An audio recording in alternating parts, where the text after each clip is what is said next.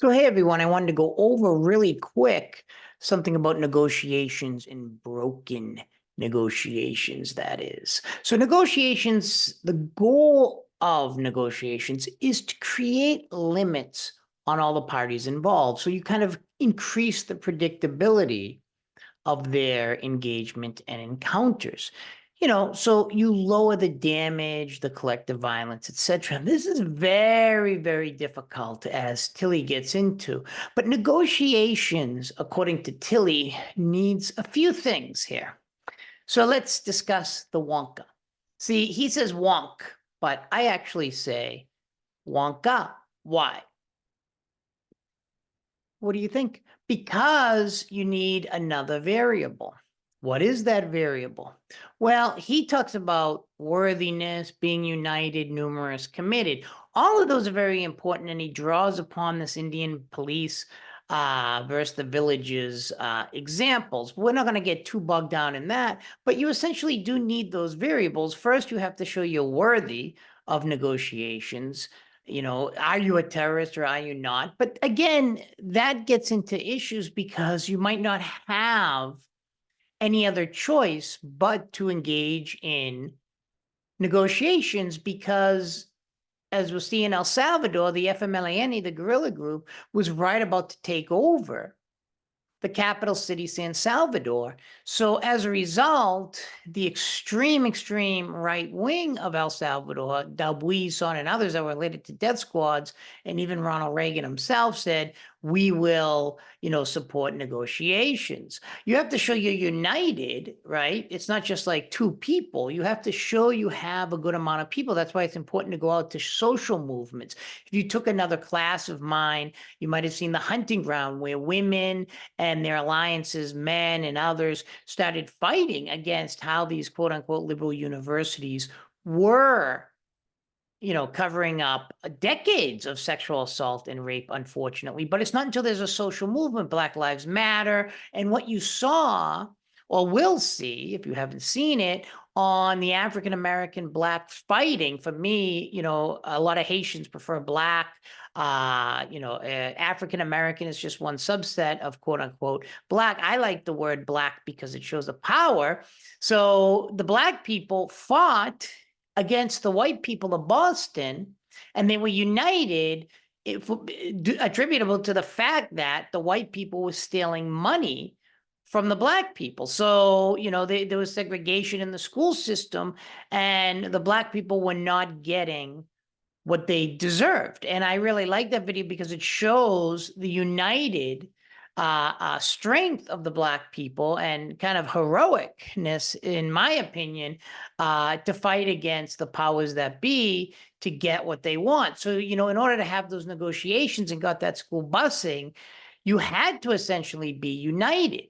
And numerous. There were a lot of people in there and committed. I mean, when you see what they went through during school busing, the Black people of Boston, it was horrific. The things they were calling them, throwing things at the buses, etc.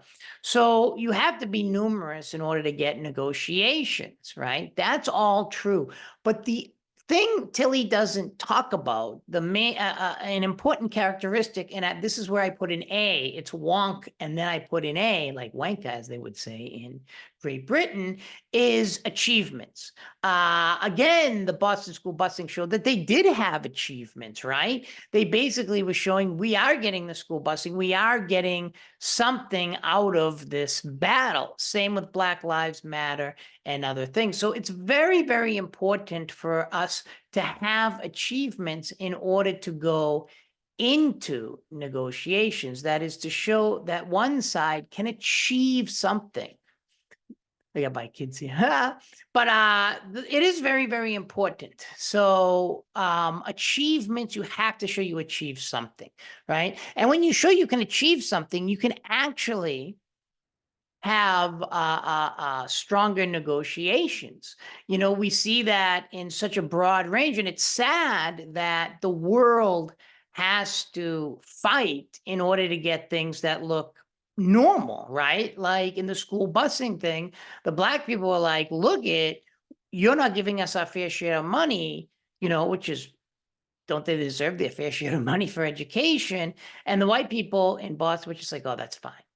But no, they had a fight for it. I love that PBS special because I really support the underdog and I really support people who have to fight. Like we saw, if you've ever seen The Hunting Ground, Black Lives Matter, all these movements, whether, you know, it's conservative, liberal, etc., it's not really about ideology. It's about people getting, you know, what they deserve. And a lot of times people won't go into negotiations without those variables. So I want to stress them one more time. You have worthiness to show you're worthy, but that's a little ambiguous because what does worthy mean? Does it mean, you know, the ability to kick your butt? If you know what I mean? United, you definitely have to be united with a group of people. Numerous, committed, and you need to show somehow that you can get achievements. People do not fight or do not negotiate unless they know these can go on either side. One, your enemy, right, needs to know these things too, that you can get achievements, and then they'll go into negotiations. If not, they'll probably just, you know, slaughter you. But two, to get people on your side, right, you have to show that you can win certain battles. A lot of people don't know, but the United States was considered a failure of a country and that we could never beat the British, but we did, boo-hoo. And the Battle of Saratoga was one of those achievements that convinced the French, yes, we will start supporting the United States, which I find kind of interesting because they wanted, obviously, their archenemy UK to be humiliated, and they wanted, you know, you people, some of you might not know more about the Revolutionary War than me, but I've been to Concord and Lexington. And the Battle of Saratoga was that achievement that got the French on the side of the United States. So when you start thinking about negotiations and broken negotiations, those are very, very important variables that Tilly stresses, but at the same time, I want to add that last one, achievement. I also wanted to stress really quick, you always have to watch out for the spoiler. This person behind me, probably a nice kid from the university where I used to teach, but a lot of times these people can be spoilers. What's a spoiler? Anything that disrupts the negotiation process. So as you notice, the second part of the course is about trauma and recovery, incorporating people after conflict, which a lot of people don't talk about, which is very important. But also, how can we engage in negotiations? And one of the biggest problems you have to watch out for is spoilers. In the FARC and governmental, in Colombia, the FARC, the guerrilla group, and the government, when they went into negotiations, there were many spoilers on both sides. On the governmental side, there were a lot of people against it and kind of just wanted to root out and kill the FARC, although that's really not realistic. But a lot of people voted against the peace process, but it went through anyways.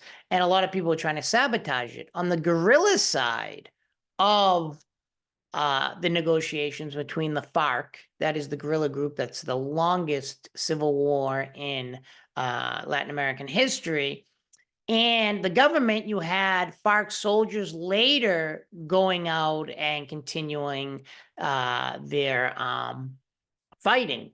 And those could serve as spoilers. Bibi Netanyahu, kind of a contentious subject, Israel and Palestine, but Bibi has served as a spoiler. There's actually a tape before, like, you know, phones and everything got really prominent, where everyone and their mother has a phone now. He was talking a long, long time ago in a family dinner or something like that, and he was taped by like a cousin. They must hate him now.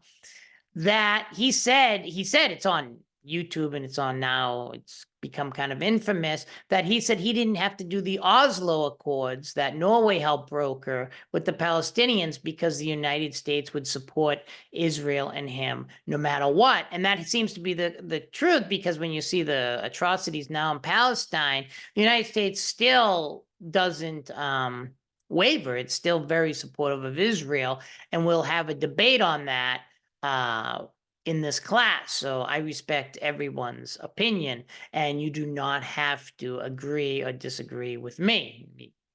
this is how we see the world. That's one of the interesting things about the social sciences when you teach a course like this, political violence, human rights, etc., that a lot of people are going to have differing opinions, and I respect everyone's opinion. So when you engage in the debates, don't hold back because it will not hurt your grade whatsoever if you disagree with me. In fact, it probably helps you in life, particularly because I'm wrong 90% of the time. I want to thank everyone out there for listening. And don't forget, this is about broken negotiations. Wonk those important characteristics, but then there's another one, and it's called achievement, and that's very, very important to one, get people on your side, and also to show your enemy that you are going to, be able to cause harm, or you have enough people behind you, right? Unity, numbers, etc., that we are not going to give up and we are strong. So join a social movement today if you want to get something done. I want to thank everyone out there for listening to me, and we will see you soon. And please leave any questions in community forum.